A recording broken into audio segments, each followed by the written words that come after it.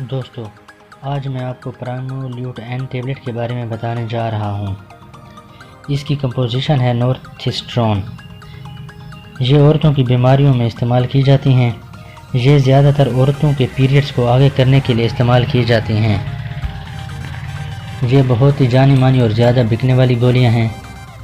ये माहवारी की बेकायदगी के लिए इस्तेमाल की जाती हैं। ये एबनॉर्मल ब्लीडिंग के लिए भी इस्तेमाल की जाती हैं।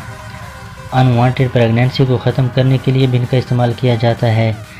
पीरियड्स में दर्द के लिए इस्तेमाल की जाती हैं।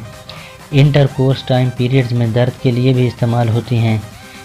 इन गोलियों को डॉक्टर के मशवरे के बगैर इस्तेमाल ना करें। साइड इफ़ेक्ट्स: पेट में दर्द, लूज़ मोशन, गैस होना, उल्टी वगैरह आना।